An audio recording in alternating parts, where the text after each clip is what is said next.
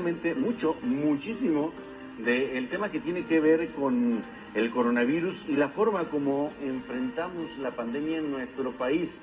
Lorian Jiménez, o Jiménez con X, ha llevado a cabo una investigación completa sobre diferentes formas de pensar respecto al abordaje del coronavirus en el mundo entero.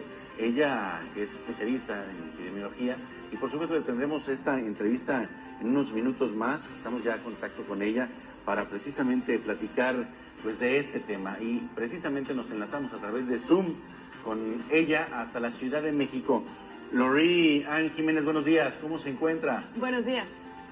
Hey, ¿qué tal? Muy buenos días. Muy bien, gracias. Un gusto estar aquí con ustedes. Igual ya nos platicabas de Guadalajara. Si me permite, quiero puntualizar algo sobre lo que acaba de decir. Yo no soy epidemióloga, soy doctora en ciencias médicas con una especialización en el campo de microbiología. Jefa del laboratorio de genética. Para que quede claro para el auditorio. Excelente. Muy bien, te agradecemos mucho.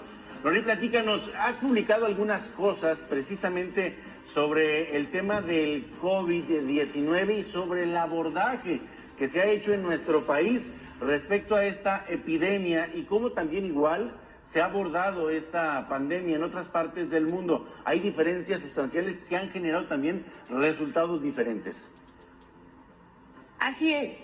Estrategias muy distintas con resultados notablemente diferentes, desde luego. Las estrategias finalmente solo hay de dos tipos, las exitosas y las que no son exitosas. Y en este sentido, en una epidemia de esta naturaleza, el éxito se mide solamente en el número de muertes. Entonces, las estrategias exitosas son las que han permitido tener el menor número de muertes, en contraste con las estrategias en donde se han dado muertes masivas. En este sentido, se tienen en realidad como tres grupos de estrategias, tres grupos de países en términos de estrategias. El primero son los países que de verdad hicieron redondeadamente bien el problema desde el inicio hasta el momento actual. Estos son los países que actuaron muy rápidamente, es decir, muy temprano, muy enérgicamente y con las medidas precisas para contener el problema.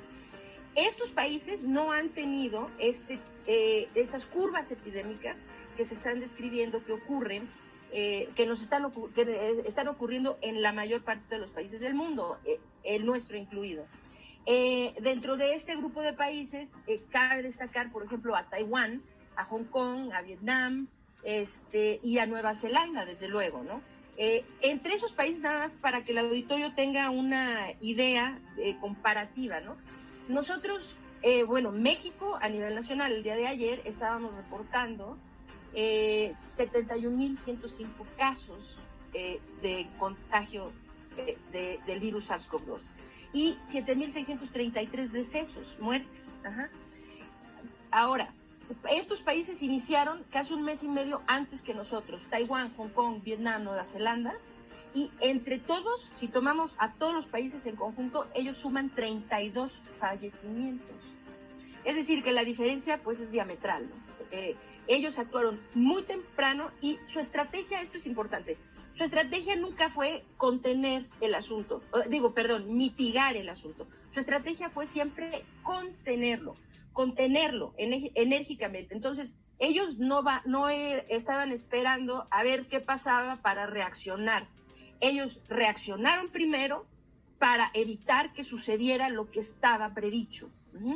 Entonces, en este grupo selecto de grandes triunfadores están esos países. Después viene otro tanto de países, que es el resto del mundo. Nadie actuó a tiempo. No se cerraron las fronteras a tiempo, no se tomaron las medidas a tiempo, no se confinó a la gente a tiempo, no se empezaron a hacer medidas suficientemente enérgicas a tiempo. Y de ahí pues vienen los brotes tan importantes como Italia, España, Francia, el Reino Unido, incluso Alemania, ¿no? Que actuó mejor en la parte intermedia, pero tuvo el mismo error inicial. Desde luego, Estados Unidos, y ahí nos vamos sumando nosotros, ¿no? En estos países entonces se dejó que los contagios se expandieran demasiado, y entonces esos son los países que sí entran dentro de esta curva, que van a ir en el proceso de esta curva epidemiológica. Ajá. Pero este segundo grupo, entonces, lo que hicieron, que son Italia, España, Francia, Alemania encabezando ese grupo, o bueno, encabezando este grupo, de hecho, estaría Corea del Sur, que sí llegó el virus, en todo el mundo llegó el virus, eso hay que quedar claro, o sea, en todo el mundo está ahorita presente el virus, pero no en todo el mundo se han saturado los sistemas de salud, ni han habido grandes números de contagios, ni grandes números de defunciones. Entonces, bueno, quienes ya dejaron pasar la curva, el segundo grupo es los que actuaron muy bien una vez que ya tenían el problema encima. Entonces, pues sí, pero vemos lo difícil que ha sido para ellos finalmente contener el tiempo que se ha llevado y lo que esto ha implicado en términos del número de casos y fallecidos, ¿no? O sea, si ponemos, por ejemplo, a Francia, vamos a decir, ellos están ahorita sumando 182,000, arriba de 182,000 casos, con casi 29,000 defunciones. España tiene casi 26,000 defunciones. Italia, arriba de 32,000 defunciones. Quiere decir que pues el costo ha sido altísimo. El costo de no actuar a tiempo, que era al inicio, enérgicamente, con medidas contundentes. Entonces, pero ya, y sus curvas llegaron a un punto alto que fue muy dramático, donde se veían grandes números de muertes, de hospitalizaciones, de personas en estado crítico, saturando las unidades de terapia intensiva, etcétera. Entonces, pero una vez que pasaron, ahora empiezan a disminuir y entran en la etapa final, ¿no? Ahorita no sabemos quién está haciendo bien la parte final, que es la de reapertura. Lori. El tercer grupo de países somos nosotros, los que hicieron mal al principio, hicieron mal en medio y siguen haciendo mal hasta ahora. Es decir, que nunca se han tomado medidas de contención. Entonces los contagios continúan y la epidemia sigue creciendo. A esto iba precisamente. Hay enormes diferencias entre los que actuaron mal, no sé si por desconocimiento u omisión intencional, y los que todavía estamos observando lo que pasa sin actuar adecuadamente. Sí, hay una gran diferencia, porque vamos a decir, si se da cuenta, yo excluí del argumento a China. ¿Por qué? Porque China no tenía ningún antecedente previo. Entonces, no es que se le disculpe nada, ¿no? Porque todos tenemos antecedentes previos.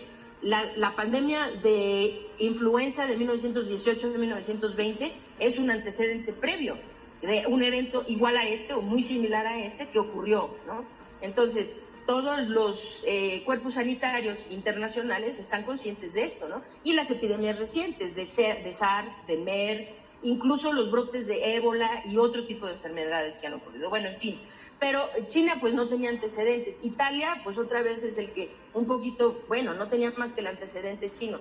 Pero pues bueno, España ya no tiene tanta excusa porque tiene los antecedentes. Y Francia más, y Estados Unidos más, y así. Ahora, nosotros no tenemos absolutamente ninguna excusa. Ahorita la clave, la fórmula para contener es muy clara. Y de hecho es una fórmula muy sencilla. Es decir, no es física cuántica, ¿no? La solución. Es una metodología que está muy bien probada ya, que está muy bien asentada, muy bien, ahora sí estudiada con las experiencias de otros países. Y esto se tiene que hacer estrategia de contención. No hay remedio, no queda más remedio. Y la contención se da única y exclusivamente haciendo pruebas y haciendo el rastreo de casos y contactos. Claro. Y eso conduce al aislamiento selectivo de las personas, porque este tipo de mitigación masiva en donde todos encierren en su casa, cierren todos los negocios, cierren, bueno, esto está llevando a índices alarmantes, ¿no? De desempleo, de quiebre de micro y pequeñas y medianas empresas incluso, ¿no?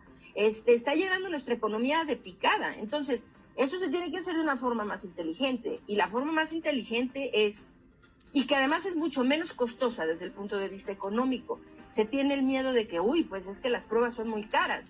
Bueno, o sea, díganme cuánto dinero está perdiendo el país y las personas en lo individual cada día que la economía está parada así. Pues el costo no tiene comparación. Ahora, la fórmula es esa, contención, porque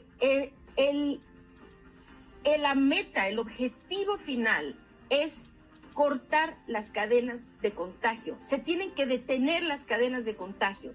Mientras se esté viendo, hay que comprar más ventiladores, hay que tener más camas, hay que tener más médicos, hay que inaugurar más hospitales. Pues sí, eso es que estamos atacando el resultado, pero no la causa, ¿sí? Entonces, mientras no se ataque la causa es la dispersión de los contagios. Se dispersan los contagios y en esta población, una proporción de esa población contagiada va a terminar en el hospital y una proporción de ellos va a terminar en terapia intensiva y la mayor cantidad de ellos va a terminar muriendo. Entonces, ¿cómo evitamos a los muertos, a los críticos, a los hospitalizados? Lo evitamos cerrando el origen del problema, que es la dispersión del contagio.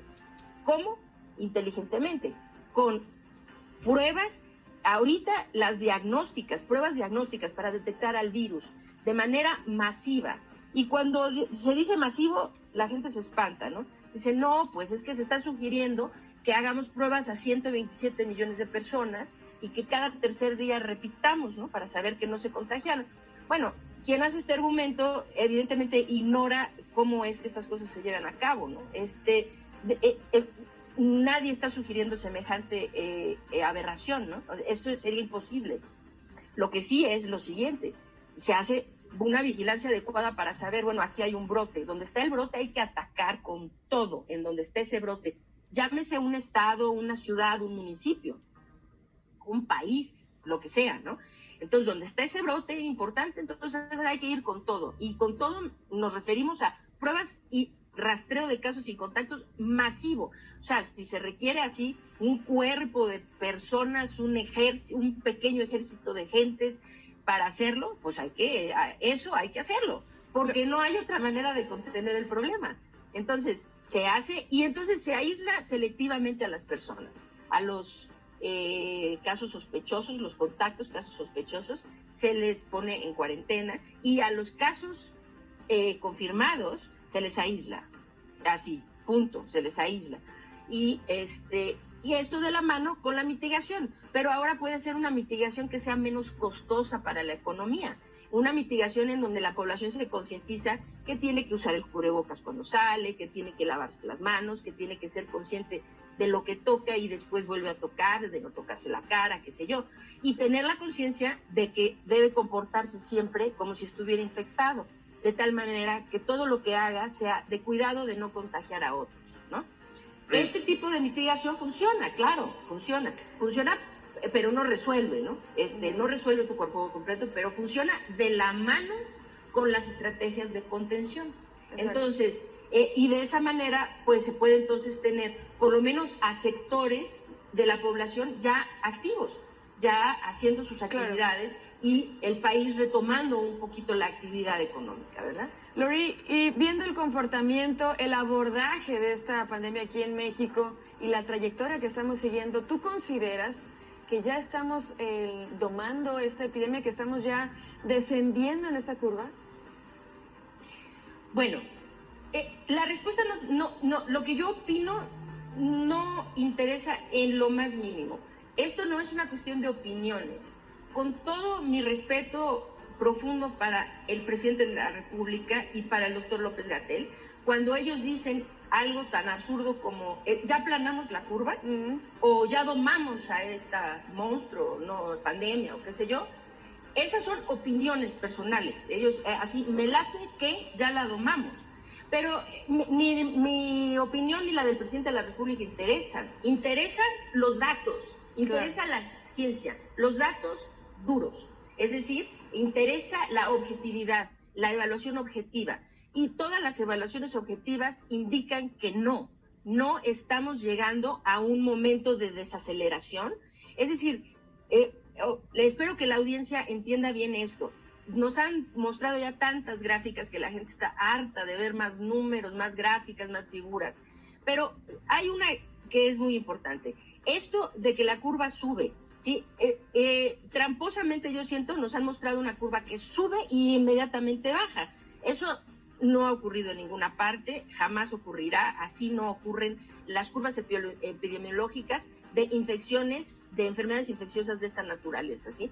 Lo que ocurre es un ascenso relativamente rápido.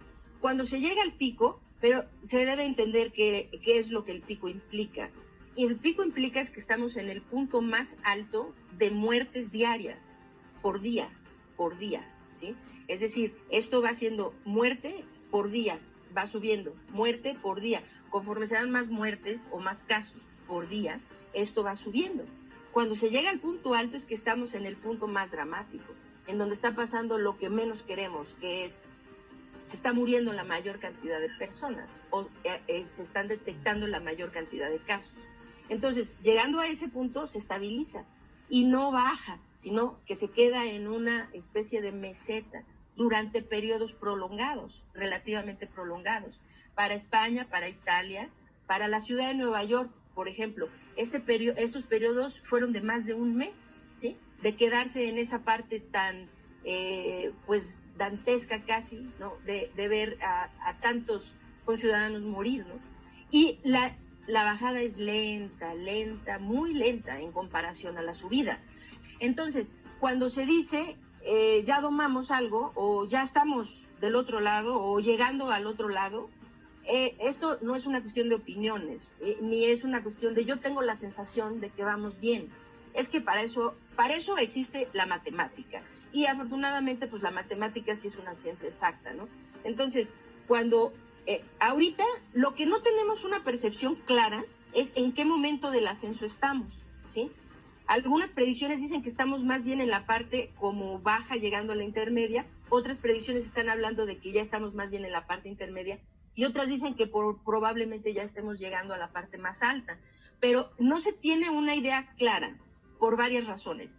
Uno, porque los datos que se generan por parte de las autoridades sanitarias de nuestro país son datos de muy mala calidad.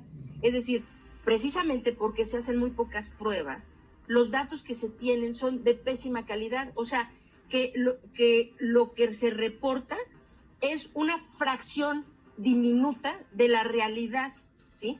Entonces, quien hace estimaciones muy buenas, y bueno, él no se dedica tanto a hacer estimaciones, pero quien hace matemáticas muy buenas, como el doctor Arturo Erdely, él está ahorita estimando matemáticamente que estamos por arriba del 1,5 millones de casos. Y sin embargo, pues estamos reportando una fracción diminuta de eso, ¿no? Bueno, entonces, cuando se dice domamos, es que yo invito a la audiencia a que vean 2 o 3 conferencias de hace un mes o mes y medio del gobernador del estado de Nueva York, Andrew Cuomo, de cómo sus conferencias de prensa, y se fue determinando que se iba en subida, pero se tomaron unas medidas tan enérgicas en el estado de Nueva York que su situación fue grave, muy, muy grave, pero las medidas que se tomaron fueron tan acertadas, tan bien vigiladas, tan bien controladas, que en realidad, pues ahí sí se logró. No me encanta el término de domar, ¿no? Porque pues no es no sé, no es un toro, ¿no? Pero sí. Pero si lo vamos a decir así, pues ahí sí domaron, ¿no? El problema.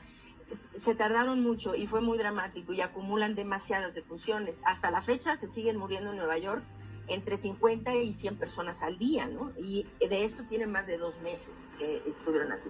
Pero es muy, muy evidente cómo se llegó a un punto alto y el mismo gobernador, esta es la situación, que la información tiene que ser transparente. Claro. Porque realmente no interesa el destino de los políticos en esta situación, ¿sí? La situación no tendría por qué estar politizada.